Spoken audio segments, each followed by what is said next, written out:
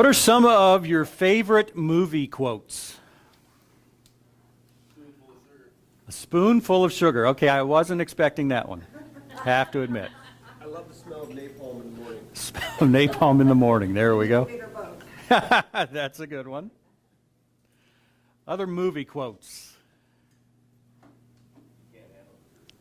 Ah, come on. You know, there's one from Star Wars I've always liked where Obi-Wan says to Han Solo, "Who's more foolish, the fool or the fool who follows him?" Any others? What if this is as good as it gets? Go ahead, make my day. What was that, Charlie? That's biblical. Anyone know that movie? What is it? That's biblical. Said with an English accent. I know. Chicken Run. Well, I was going to say, what is this? A center for ants? The center for ants, or I mean, the center should be at least 3 times as big. Oh, that's one I haven't seen, so I'm not familiar with that one. Oh, yeah. That's like the divides people. Well, you can tell why this is coming to mind. I have the sermon today brought to mind a quote from A Few Good Men, and it was a situation. You know, if you remember, it's a military setting, and it's a military court. Tom Cruise is the prosecutor, and Jack Nicholson is one of the commanding officers that's on trial, and Tom Cruise is trying to get him riled up, and toward the end it works, and, Jack Nicholson says, "You want answers?" and Tom Cruise, "I want the truth," and that's when Jack's character says, "You can't handle the truth." And you look at, he goes on to explain what he's saying, and his opinion is people like Tom Cruise who've never served in actual warfare can't handle the truth of what it takes to ensure the freedom of our country. Well, I thought about that because that's what we see in Matthew 22 that we're looking at today. The end of this chapter is, the truth is very clear, but the people that Jesus is talking to, his opponents, they can't handle it. They can't handle the truth. And so I wondered about us. Again, we need to realize every time we see these people, no one is so far out of bounds in the Bible to think, oh, I could never be like that. To some degree, at least, we could be like anyone there. And so ask the question today, can I handle the truth? Can I handle the truth? And it follows what we've been seeing in these 2 chapters, Matthew 21 and 22. The first question that we saw at the beginning of that is, how do I know whose expectations I'm living by? And again, expectations, truth, purpose, they're really all the same sort of thing, just coming at it from different angles. And again, the question was not whose expectations, but how do I know? Because it's easy, it's possible, certainly, to not know whose expectations I'm actually living by, to think I'm living by God's, and really be living by my own. And then last week we saw there's no excuse for missing the truth, for missing God's purpose. No excuse for that. The responsibility is clear. The opportunity is clear, what God wants for us. But yet we also saw people still do. We still can. And why is that? Well, today follows in that line. And one thing I try to do, as I've looked at some things on preparing a sermon, and one thing that often comes up is you want to start a sermon and connect with someone's felt need. They're going to be more in tune with what you're saying if you connect. If they don't have peace in life, and you say, "Here, I can help you find peace." They're like, "Okay, I want to listen to that." Well, the problem with today's sermon and the past few is the need isn't felt. That's the whole point of missing the point. You don't know you're missing the point, so you don't feel the need. Well, I need to get the point because I know I'm missing it. No, the problem is we don't know we're missing it.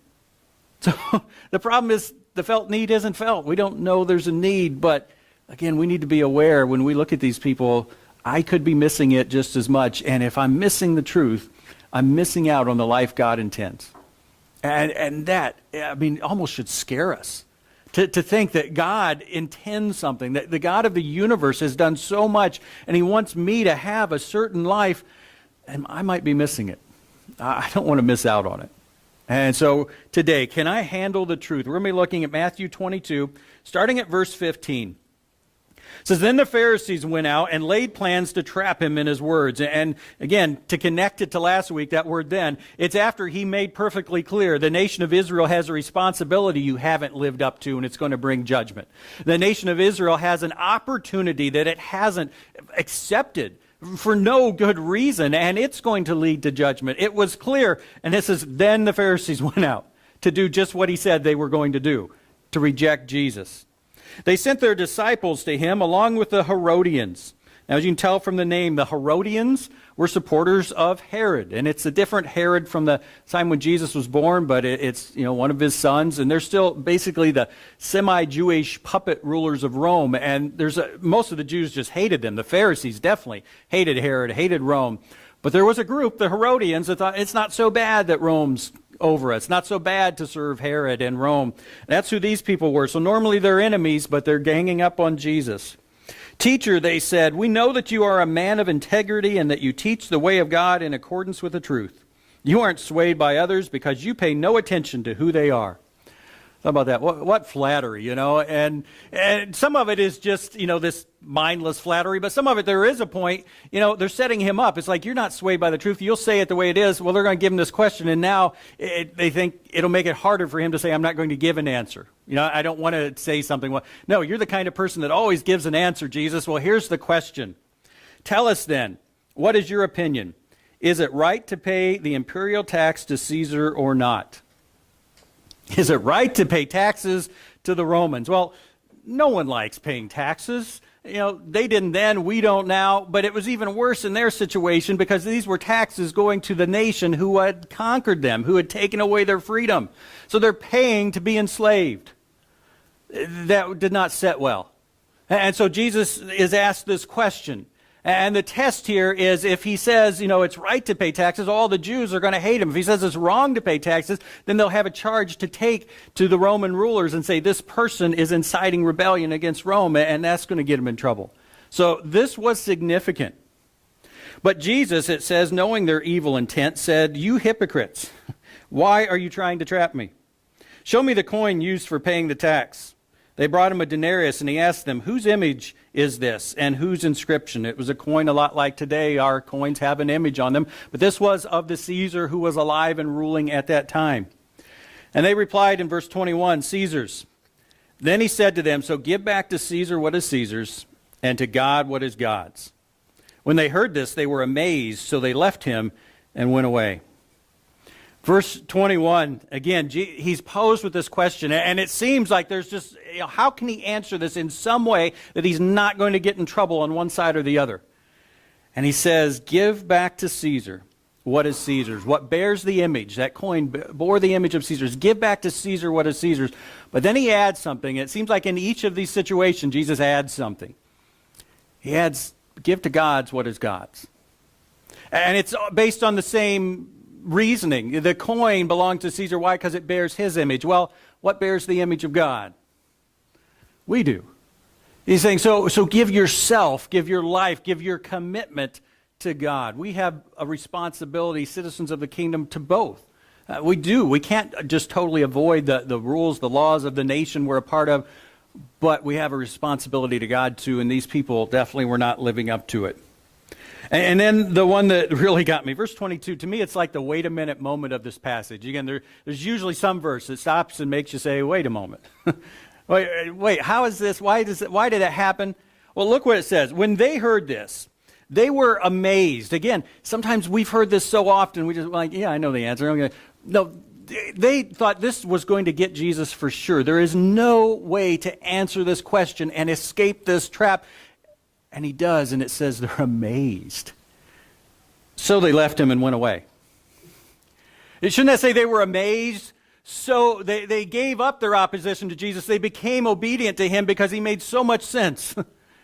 You would expect that. But they were amazed. They couldn't argue. They couldn't deny his logic, his reason. So they left him. They went away from him. And Jesus makes so much sense. And I think the point, each one of these sections has a point. And the point of this one is emphasizing the rationality, the logic of Jesus' position versus his opponents. You know, when you look and you stack these two up side by side, Jesus is the one that makes sense. As opponents, it makes no sense. They're amazed, so they left. And that certainly applies to us today, because if you ask most people about Christianity, you know, people who aren't Christians will say, oh, Christianity, you know, it's just so irrational. It's so illogical, unreasonable. And that's not the case. Matter of fact, it's just the opposite of that. And you see it in different ways, but you certainly see it in one that's just parallel to this. They were basically asking Jesus, is it right to pay taxes to Caesar? You know, how do we determine what's right or wrong? Well, people today are asking that same question in general. How do we determine what's right and what's wrong? And there are only two broad answers to that. You either get your basis, your basis for what's right or wrong. It's either it comes from man, from me. I decide, we decide on some basis, or it comes from God. Those are the only two alternatives. Now, if you say it's not God, if it's me, if it's us, well, then we can do it in different ways. We can vote on it. Whoever's stronger can win. We can look at nature and say, follow it. But ultimately, it's us. It's me deciding. Those are the two alternatives. And again, people today look at Christianity and say it's so irrational, so illogical. But which one really makes the most sense? Because if man is deciding, the name for that is relativism. Moral, ethical relativism. And that means all moral principles, ethical principles, are relative. There's nothing that is absolutely true. It's relative to you. You decide what you want, Derek. I decide what I want. We decide in America what you decide over there what you want. We decide now. They decided 50 years ago. It's all relative to the situation, to the time, to the place, to the person. Nothing, no moral principle. It's always true all the time. And of course, the alternative, if it comes from God, well, then the moral principles are always true all the time. And it's not just that obviously as Christians we should prefer God over the other. You know, hey, we're on the God side. But stop and think about it. It's just not that God's is godly. God's is the only one that really makes sense. Because at the heart of moral relativism is this principle that says there are no absolute principles. There absolutely are no absolute principles. Do you see the problem with that? It's based on an absolute principle. They're saying that is the there is only, really, they say there's none, but that is their one. There are no absolute moral principles, except for that absolute moral principle, that there are no absolute moral principles. The whole system is irrational. It's illogical. It doesn't make sense. But if you aren't following God's principles, that's how you're living. That's what you're living by. God's position makes sense. You know, and now as Christians, obviously we won't say we follow God's. You know, it's not always an all or nothing thing. Sometimes as Christians, you know, yeah, I like God's principles, but maybe in this specific case, you know, I'll go with how I feel. I'll go with the majority. I'll go with what works. No. As Christians, we've got to follow God 100%. And so the question, can I handle the truth? Can I handle the absolute basis for truth? That it comes from God. I don't get to decide. We don't get to vote. It's not a preference. God says what's right or wrong. And it's really the only position that makes sense. Well, then you look at verse 23. The same day the Sadducees, who say there is no resurrection, came to him with the question. The Sadducees are sad, you see, because they don't believe there's a resurrection. They believe you die and it's done. They don't believe in the supernatural. They don't believe in angels, heaven, hell, any of that. They believe in God, but they didn't believe in anything other, that he acts anywhere, there's any supernatural. Well, teacher, they said to him, Moses told us that if a man dies without having children, his brother must marry the widow and raise up offspring for him. Now, it does say that in the Old Testament because, again, having children, continuing the family line was so important. It makes you wonder if the younger brother got a say in who the older brother married. Because you got a lot at stake there. It's like, listen, brother, something happens to you, I'm stuck with her. I want some input on this. I don't know if that happened, but I think I'd want some say. It says, now they make up this situation. Now there were 7 brothers among us. The first one married and died, and since he had no children, he left his wife to his brother. The same thing happened to the second and third brother, right on down to the 7th. Finally, the woman died. Now then, at the resurrection, whose wife will she be of the 7, since all of them were married to her? Seems like a good question there. Well, Jesus replied, "You are in error because you do not know the Scriptures or the power of God. At the resurrection, people will neither marry nor be given in marriage. They will be like the angels in heaven." So the relationships we have here on earth aren't going to continue in heaven. Marriages will no longer be marriages. Families will no longer be a family system like we view them now.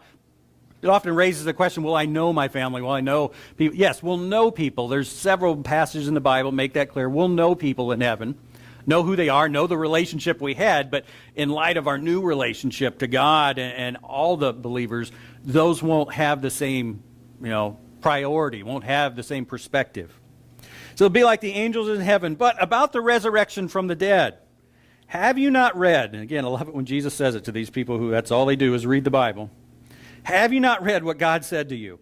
I am the God of Abraham, the God of Isaac, and the God of Jacob. He was talking to Moses in Exodus there. And Jesus points out he's not the God of the dead, but the living. He's speaking in the present tense. Not I was the God. I am the God. I still am the God of Abraham because Abraham's still alive. Still am the God of Isaac. Still am the God of Jacob, even though this was hundreds of years later. When the crowds heard this, they were astonished at his teaching. We keep seeing that theme as well. Well, verse 29 is really the key verse in this passage. Jesus replied, "You are in error because you do not know the Scriptures or the power of God." Realize he's speaking to the leaders of that day. Now, the Sadducees and the Pharisees, again, they hated each other. The Pharisees were the conservatives, the Sadducees were the liberals. At this point, the Sadducees really had more power in the Sanhedrin. They were the leaders of the day, and Jesus says, "You don't know the Scriptures or the power of God." I thought about that. What would he say about church leaders today? There's some that's true of, and again, we can't just say, well, things are so different that we're nothing like them. We always have to ask that question. Are there leaders? I have to ask myself, as a leader, don't just assume. I've got degrees. They had degrees. Don't assume I know the Scriptures and the power of God. Stop and examine, do I? And then, the other thing that struck me, and really about both of these, remember the last parable we saw last week? It was the wedding. All these wedding guests have been invited to the king's son's wedding, the huge feast, huge honor, and they don't show up, and remember why? One went about his business, the other went to his field. Nothing huge. It's not like my son's on life support, no, no good reason. Well, here's examples of two groups that are refusing to attend the wedding feast, God's feast, for just stupid reasons that don't make sense. And so Jesus talks to them, and he says two things. He says, you do not know the Scriptures, first of all. Now, think about it. Obviously, they'd read the Scripture. It's not like they'd never seen it. There's people today, maybe some Christians, we haven't read through the whole Bible. I've never, maybe some person's never seen a certain verse. They had seen it, especially here. They were focused on the first 5 books of the Bible, and Jesus is quoting a verse from Exodus, the second book of the Bible. They had read it, but they'd missed it. They didn't know it. They didn't understand it. They had somehow ignored it. They'd somehow rationalized it away. And I thought about us. Are there verses that are there in the Bible that maybe we've read or definitely we've heard, and just for whatever reason it didn't connect? The verse I come back to, one of our 2 key verses here at Transforming Life, Luke 9, whoever wants to be my disciple must deny themselves and take up their cross daily and follow me. That's in the Bible. We've read it. You've now heard it. You can never say, I haven't heard it. But do we somehow just rationalize it away, put it aside? Do you realize that verse is saying if we want to be a follower of Christ, that's our choice. But the nature of following him is not. You must make this wholehearted, true, full commitment. Not perfect commitment, but full. Nothing's off the table. It says in Romans, the life of a believer, it says, do not conform to the pattern of this world, but be transformed by the renewing of your mind. It says, here's what I expect of you. I give to you salvation freely, but here, as you accept it, here's what it includes, what it entails. You need to be transformed by the renewing of your mind. That's part of it. Don't think it's a matter of, okay, I'm forgiven, eventually I'll go to heaven. In between's just whatever I decide on. God said, it's clear what I want in between. I want you to be transformed. And because he knows what the abundant life he has in store for us in between, before eternal life. He knows what it takes. He knows what it's like. He wants that for us. Matthew 28 is another one I thought of. Therefore, go and make disciples of all nations, baptizing them in the name of the Father, the Son, and the Holy Spirit, teaching them to obey everything I've commanded you. And surely I'm with you always to the very end of the age. That wasn't just written to church leaders. That was written to all the believers, all the followers at that time. Jesus spoke to them. It was written to us. It's there. Do we know the Scriptures? Not just have we heard them, but have we taken them in? Are we following them? And then he also said to them, you don't know the Scriptures, and you don't know the power of God. Wow. You know, for them, they denied the supernatural. Well, how did they not know the power of God? Well, they were denying that. But the point is, they've been seeing it. These same leaders, they're the ones that have been seeing Jesus for 3 years. They'd witnessed his miracles. They'd witnessed the supernatural in Jesus' life, through Jesus. And yet they saw that and said, nope, still don't believe it. How can that be? Well, I thought about us, you know, again, that leg of the growth triangle, the situations in life, the way God works in our life, providentially, powerfully. Do we know the power of God? Do we take the things that he's done in our lives and then use that to build on, to grow, to face other situations and say, God, you have gotten me through here. You have done this. You brought me to this point. I'm going to trust you for this. Do we know the power of God? Again, can I handle the truth, a truth that maybe isn't popular with me? These Sadducees didn't want there to be a resurrection. And for whatever reason, they decided this was the way of thinking. This was their approach. And what can I handle a truth that isn't popular, that goes against what I'd like Scripture to say? Like, God, I wish you'd written this. So I'm just sort of going to say you did. Can I handle the truth? And then verse 34, the next encounter. Hearing that Jesus had silenced the Sadducees, and the Pharisees got together, and they were sort of, a little conflicted here because they hated the Sadducees, so they loved to see him put them down and support their position, but they hate Jesus too. So now they're going to jump in and try things. And one of them, it says, an expert in the law tested Jesus with this question. Teacher, what is the greatest commandment in the law? Now, this was something they talked about a lot, and they had a lot to talk about because the Jews had determined there were 613 commandments. You know, we're familiar with the Big Ten. Well, they went through the whole Old Testament and counted up 613. 365 positive commandments. These are what you're supposed to do. 248 negative commandments. These are what you're not supposed to do. So one positive for every day of the year and one negative from their science at that time, for every bone and major organ in the body. So, don't know, but definitely the day thing was right. But that's how they said it. It all fit together very well for them. And they talk about which one's the greatest. Well, Jesus replied, love the Lord your God with all your heart, with all your soul, and with all your mind. This is the first and greatest commandment. And the second is like it, love your neighbor as yourself. All the law and the prophets hang on these two commandments. Now, there is a little difference. If you read this encounter in Mark's account, it shows that the person who actually asked the question was a little more sincere than the rest of the Pharisees. It did resonate with him. But what here, as we look at Matthew's account, what's the point? It says it was a test. Well, again, you see the point of the first test. You know, if Jesus says don't pay taxes, he's in trouble with Rome. He says do pay taxes. The people don't like. How are they testing him here? What's the most important commandment? Well, they're just hoping that maybe Jesus will imply some commandment is unimportant, and they can use that to undermine his authority and his popularity with the people. You remember, they're always looking to get at Jesus, but why, didn't they? Because he was popular with the crowds. They were afraid of the crowds. Well, if we can get the crowds against him, then we'll be able to arrest Jesus, put him to death. So they're hoping maybe he'll say something that will make him unpopular. And Jesus' answer is not unique. The idea of love the Lord your God and even to love your neighbor as yourself doesn't seem like he's the first one to realize. Those are pretty important. But what is unique is verse 40, where he says, all the law and the prophets hang on these two commandments. They're suspended by them. Everything else. It's not just that these two really you need to focus on. Everything else hangs on them. What's that mean? It doesn't mean that love over law. It doesn't mean you don't have to worry about doing the things of the law as long as you just love. Because that can be so general. Oh, I just love. No, what it is saying, Jesus is talking about love within law. Don't think you can just follow even all 613 of these commandments, and if you do it without love, it'll be okay. Because it won't.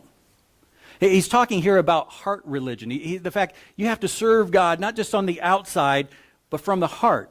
And we know that this was definitely an issue with the Pharisees. They weren't doing it. Paul, when he was a Pharisee, he looked back and said, as for legalistic righteousness, following all 613 of these commands, I was faultless, I was blameless. From an external perspective, I did it, but he admits I didn't have the heart side. I was missing what's really important. They were missing it. And so I wonder about us. You know, is our focus on external godly actions or a heart commitment? Do I think more about what I do or what I don't do? Or why I do something? How I do something, the spirit with which I do it. That's where God's focus is. And I tell you, it's one thing I do see that our culture misses. It's so much on what. Here's what you do. And so little on how. How do I actually do that? How does it spring out of me versus I just manage to grit through it for a while? So many sermons on, how to be a better husband or whatever. And, here's 7 steps of how to do it. But even that's not really how, it's what. Here's what you need to do. Oh, how do I do that? Not just, again, grit my teeth and get it for a while. How does it truly become a part of who I am? That's where God's focus is. And Jesus is saying, if you love God and you love others, these things will flow out of that. It has to start there. And so again, can I handle the truth? Can I handle the need for commitment versus just actions? That maybe I'm more used to, I'm more comfortable with. I've gotten the whole Christian life down. I do this, this, and this. I don't do this, this. I've got it. But is it at that heart level? It says, I love God more than anything. And I love people as much as I love myself. I'm willing to put them first. Because that's what Jesus is saying. And then the last encounter, he says, while he had the Pharisees there, Jesus decides, I'm going to ask you a question. What do you think about the Messiah? Whose son is he? Now, he's not talking, the direct son, father's son. He's talking descendant. Whose descendant is the Messiah? And they answered, the son of David. It was a gimme. They knew this. Well, he said to them, how is it then that David, speaking by the Spirit, so again, a little side note here, here's Jesus testifying to the inspiration of the Scriptures, that, the Bible that we have, the Old Testament, and the same would apply to the New. It wasn't just men sitting down saying, here's what I think about God. No, God was speaking to them and through them. David, speaking by the Spirit, calls him the Messiah Lord. For he says, and this is from Psalm 110, the Lord said to my Lord, sit at my right hand until I put your enemies under your feet. Now, as we look here at it quoted in the New Testament, it's not really going to make sense. But if you were to look back at this passage in the Old Testament, you would see something different. You've heard me say that, there's different names for God that people gave him based on a situation, but God's self-proclaimed name, we've probably heard it as Jehovah. A better pronunciation probably is Yahweh. And the very fact that we don't know how to pronounce it is what's at the heart of not seeing what's here. The Jews had gotten away from pronouncing words. They'd gotten away from the vowels, and later they added them in. But when they added them in, they forgot how God's name was to be pronounced, and they were so afraid of taking his name in vain that they quit pronouncing it. And so whenever they would see these 4 consonants that represent, again, Jehovah, Yahweh, they would just say Adonai. They would say the word, the Hebrew word for Lord. Well, the thing is, Adonai also means Lord.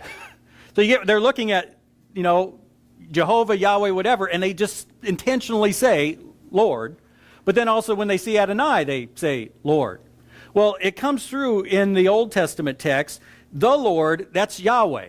It's in the all caps. In the Old Testament, when you see Lord in all caps, it's saying this isn't really the Hebrew word for Lord. It's the Hebrew name of God that we don't know how to pronounce. So that's what it means when you see that Lord in all caps in the Old Testament. Well, if you were to flip and read this in the Old Testament, you'd see it says, the Lord, Yahweh, said to my Lord. And the point is, David is saying, the Lord, God, said to my Lord, my future descendant. Well, why would David say that? That's what Jesus says. He goes on, if then David calls him, his descendant, Lord, how can he be his son? An ancestor wouldn't say about a descendant, he's my Lord, he's above me. So that's what Jesus is saying. How could David, who would be the one, again, just in their culture, the ancestor's always above the descendant, How could David look at what he sees as, prophetically as his future descendant and say, he's my Lord, he's my master, he's above me? Well, no one could say a word in reply, and from that day, no one dared to ask him any more questions. They couldn't answer him. And what he's saying here, the deity, and we have to realize, the deity of the Messiah wasn't expected. It's another thing that we look back on and we're like, yeah, Jesus, he's the Son of God, he's the Messiah, the Christ. And that word just means anointed one. He was the big, special person coming. The Jews, though, didn't realize he was going to be God in the flesh. Didn't realize he was going to be God himself. Didn't realize a Trinity. Again, there was evidence of it. They didn't understand it. But Jesus is pointing out, it's unknown, but it's not unmentioned. There are verses in the Bible, and here's a key one that all the Jews in Jesus' day said this. They knew this was speaking about the Messiah. He says, here's a verse you talk about over and over, referring to the Messiah, and you don't even know what it means. And what he's doing is these people who just think they know it all, he's pointing out, here's the limit of your knowledge, and it's not just some small trivial detail. This huge, major prophecy, you don't understand a major implication of it. And really what he's getting at is you don't have humility. We said, remember the disciples asked the question, who's the greatest? And they're thinking, which one? Is it me, John? Is it me, Peter? Jesus say, the greatest one, it's not either one of you particularly. It's the one who humbles himself like a little child. The one who's aware of his limitations. That's part of the aspect of humility. I'm aware that I don't know it all. I'm aware that I can't do it all. Well, here you have these Jewish leaders, and they're not humble at all. They're not aware of their limitations, and when they're pointed out, they're not open to them. At least the disciples, they weren't aware at first, but Jesus tells them, and eventually they get it. Not the leaders here. And so, again, the same question for us. Am I humble? Am I at least open to the fact that I don't know it all, that there might be something I'm missing? Can I handle the truth? Can I be open to it? Am I surrendered up front to say, God, whatever your truth is, even if it's different from what I've always heard, always known, sort of comfortable with, I'm open to it. I will take it in. Well, you look at these 4 passages, and again, each one of them has something to teach us, but you put them all together, and I still think the key verse is 22. When they heard this, they were amazed, so they left him and went away. Like, how do you do that? How do you realize this is just undoubtable wisdom? And I'm just going to ignore it and go away. And I think, why couldn't they handle the truth? And this is the root problem today. It's that one that if we don't get past this, it's going to trip us up. I think the root problem is they already had their minds made up. They'd already decided what the truth was. And it didn't matter that Jesus came along and had a perfectly reasonable, totally opposite view of the truth that they couldn't argue with. They didn't want a truth different than their truth. They didn't want a truth different than their truth. They couldn't handle the real truth. Jesus had demonstrated his power, and he demonstrated his wisdom too, but now it's just constant. He'd shown them his wisdom, and they rejected him. They rejected his truth. Not because either was lacking. It's not because they said, hey, Jesus, you just really didn't show as much power as we're going to need to be convinced. He'd resurrected people from the dead, including just before this Lazarus, who was dead 4 days. And now his wisdom is undeniable. They can't argue with it. We just said they don't even ask him any more questions. Like every time we do, we end up looking stupid. But we're still going to reject you, Jesus, because your truth isn't the truth we want. I thought about us. What about us? I read a quote this week that a friend put on Facebook from David Brooks of the New York Times. It said, the most important thing is whether you are willing to engage in moral struggle against yourself. Are we willing to engage in moral struggle against ourselves?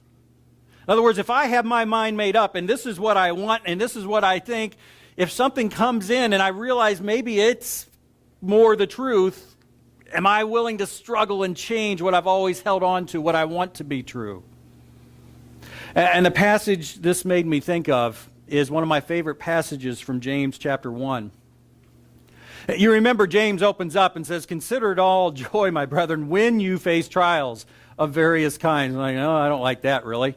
He says, because those trials are going to help you grow in your faith, but to understand that you need wisdom. And then you look, it's on your handout, verse 5, but if any of you lacks wisdom, let him ask of God, who gives to all generously and without reproach, and it will be given to him. But he must ask in faith without any doubting, for the one who doubts is like the surf of the sea, driven and tossed by the wind. For that man ought not to expect that he will receive anything from the Lord, being a double-minded man, unstable in all his ways. If I look at that, and on the surface, that's a scary verse. Because it says when you ask for wisdom from God, you have to ask in faith without any doubting. And I look, and God, I trust you, but boy, there's always that thought in the back of my mind, oh, can you really pull this off? And it says without any doubting. It says, and in fact, if you do doubt, you won't get the wisdom. And if that wasn't bad enough, that, okay, I asked God for wisdom, I doubt so I don't get it, it goes on to say, you won't get anything from the Lord. You won't get anything from the Lord. And you will be driven and tossed by the wind. Your life will be a mess. You'll be like a person on a boat in a storm that can't keep it steady, that can't keep it where you want it to be. That will be your life if you have any doubt. Like, oh man, I'm in trouble. But the problem is, these words need to be defined a little more. And again, the English Bibles that we have are great, but every once in a while they miss things a little bit. And here's one of those places. First of all, you'll notice that I put the New American Standard Version there. In the NIV, it says you must believe and not doubt. But the problem is, if you go through James and you look at the context, James makes a distinction when he uses that verb for believe versus the noun for faith. And sometimes they're the same thing. John uses believe, and it means basically the same thing. It means, talks about faith. But James, and the example here is James 2:19. He says, you believe that God is one, you do well, but even the demons believe and shudder. So he says, the demons believe. They believe the fact that there is a God. If all you do is believe the fact there is a God, and that's it, you're on the same level as the demons. Not really where you want to be. But when he talks about faith, it adds that commitment aspect. Again, I just love, maybe we need as a church to watch The Last Indiana Jones, because it's just, again, it shows it so well. In that last of the 3 trials to get to the test, to get to the Holy Grail, he takes that step, and you realize he comes to believe there's something there even though he can't see it. Based on evidence. It's not irrational. The other 2 things it said that sort of seemed weird, they both turned out to be true. Remember those? And so now he's come to believe it, but it's not faith until he steps out, until he commits to it. Well, it's the same thing with us. I can say I believe it, but it's not faith until I commit to it, till I surrender, till I rely on it. And so James is not saying you have to believe that God can give you wisdom. He's saying you have to commit to the wisdom you get ahead of time. You have to surrender. You have to say, God, I'm going to rely on whatever you tell me. Ask in faith without any doubting. And again, there's this word, and in the specific context, again, the interpreters seem to say, well, if faith is, it's being contrasted with faith, then doubting must, be doubting. I don't have faith. I'm not sure I believe. But that word can actually be translated in other ways. And when you look at faith versus believe, I think it should be. And here's a couple of places where that word occurs in other passages. 1 Corinthians 6:5. Says, is it possible that there is nobody among you wise enough to judge a dispute between believers? It's the exact same Greek word. Here they don't put, wise enough to doubt a dispute between believers, to judge, to sit there and take in all the evidence and say, all right, I think this one's right and this one's wrong. The same word occurs in Jude 1:9, but says, even the archangel Michael, when he was disputing with the devil about the body of Moses, there's a story we wish we had details about, nowhere else in the Bible, did not himself dare to condemn him for slander, but said, the Lord rebuke you. So dispute. This word can mean judge, it can mean dispute, it can mean contend. And so you put it in the context. When you ask God for wisdom, you have to ask in faith. In other words, in surrendered, reliant commitment, without any, I'm not sure it can happen doubting, without any judging, without any disputing. In other words, without saying, God, you give me your answer and I'll decide if I like it or not. You give me your answer, and I'll judge and see, is that really the best thing? Do you see the difference? It's not believing God can give wisdom without doubting that he can or doubting that he will. It's being surrendered to his answer. It's signing a blank sheet. God, you give me wisdom. I've already agreed. I will follow it. I won't take what you give me and decide if I like it or not. That's what he's saying. And that's the heart of the Christian life. That's what he says. If you want to become a disciple, you must take up your cross daily. Lay down your life. Follow me. In other words, you must commit unreservedly. Sign the blank sheet. And then James goes on to say, again, that man ought not to expect, if you do doubt, that he will receive anything from the Lord, being a double-minded man, unstable in all his ways. Well, the same thing, that word double-minded. You know, on the surface, you might think, well, double-minded means I can't make up my mind. Do I want the red shirt? Do I want the blue shirt? Do I want this? It's not that kind of double-minded. You see the same word in James 4:8. It says, draw near to God, and he will draw near to you. Cleanse your hands, you sinners, and purify your hearts, you double-minded. That's that Hebrew parallelism we've said, where the first part of one sentence matches the first part of another, second part. Well, look what's parallel. Cleanse your hands, purify your hearts, you sinners, and you double-minded. Double-minded, it doesn't mean I can't make up my mind. Double-minded means I have made up my mind. God, I'm going to live for you some and live for me some. I'm going to put you first sometimes. I'm going to put me first sometimes. Sometimes I'm going to listen to what you say. Sometimes I'm going to do what I want. That's double-minded. He says, that won't get anything from God because you aren't committed to God. It has nothing to do with your good enough, bad enough. God is not looking at our level of goodness or badness.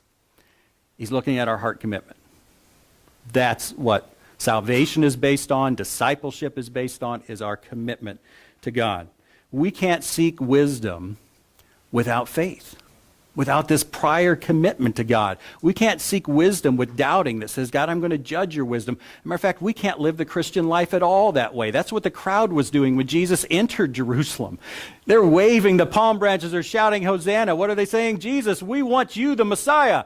And here's what we want from you.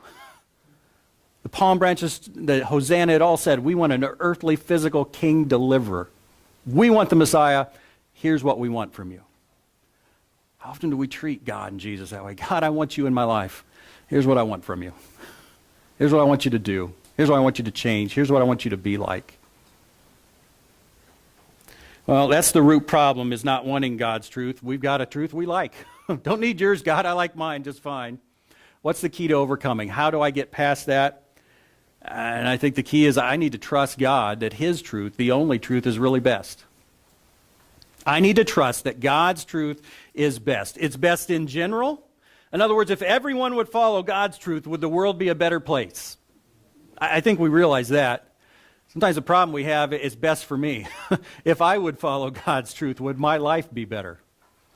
Now, better does not mean easier. Better does not mean more enjoyable. That's not the test, because it won't always be easier. It won't always be more enjoyable, but it will be better in terms of God knows what he's doing. Even if it results in something harder physically right now, I got to trust it's better. And how can I do that? How can I trust that these things that God says to do, his truth that at times doesn't look all that good, how can I trust it's best? What's the basis for that? I think it goes back to the first verse of the Bible. The first time God's introduced. In the beginning, God created the heavens and earth. Why did God do that? Did he have to? Wasn't a relationship with us. He didn't have to. Wasn't forced to. No one twisted God's arm. Wasn't a science project. God said, I want to have a relationship with people. That's what I want. Because I love them. I want to have a love relationship. And you know what? He wanted it so much, he still wanted it even after we screwed it up. And we say, well, it wasn't me, but we followed in the footsteps of Adam and Eve. And what's God's first response? Genesis 3:15, this verse that is the lens for looking at the entire Old Testament and up into the Gospels.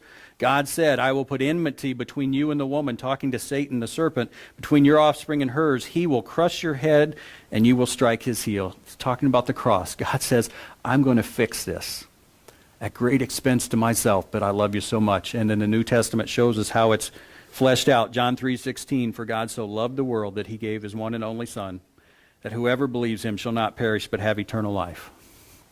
You know, we either believe that or we don't. We either trust that or we don't. Not just I believe it's true.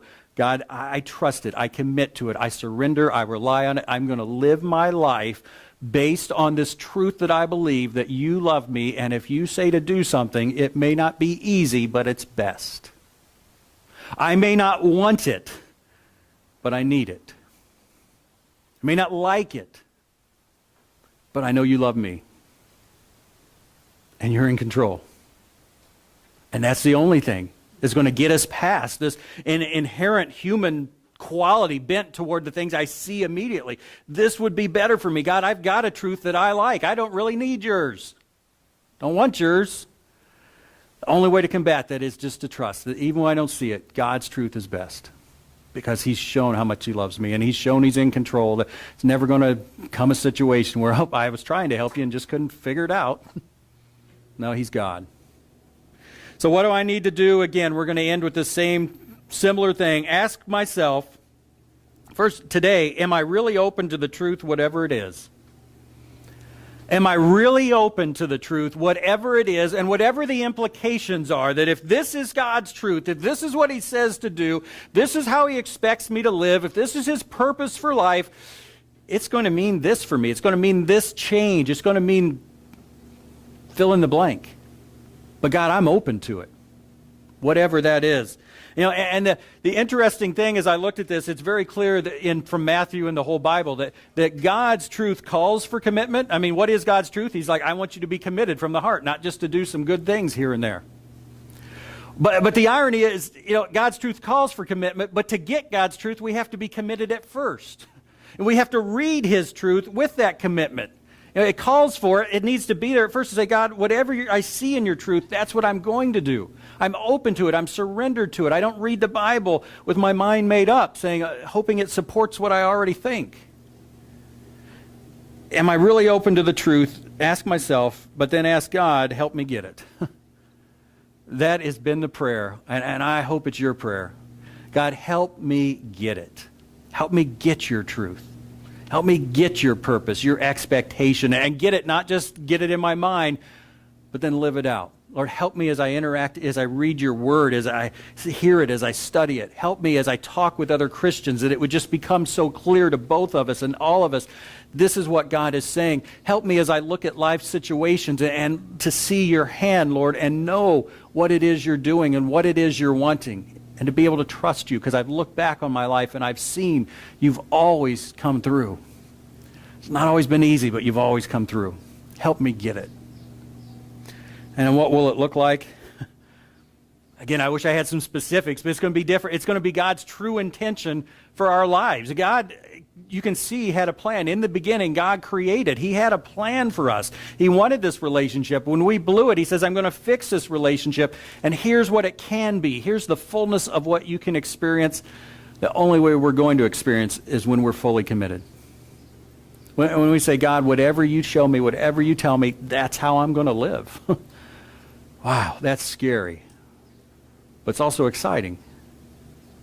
Because it's scary to think I could go through this whole life. I could show up here every Sunday. I could be in the Bible. I could talk to other Christians and get to the end of my life and think I've missed what God really wanted for me. I've just barely sampled a taste of the life he wants me to have because I was afraid of what I might have to give up, afraid of what it might include. And I didn't trust him that what I would get would be so much more. Well, as we close out this section here, again, as we start to live it out, I just want to ask you, what have you been thinking about? What comes to mind? Again, these 3 chapters, it's, how do I know whose expectation I'm living by? Maybe I don't even know. There's no excuse for missing God's purpose, but sometimes I do. And then today, can I handle the truth? Am I willing to say, yes, I'll live by it? How do we do this? How do we put it in practice? How do we get something that maybe we've missed for a long time?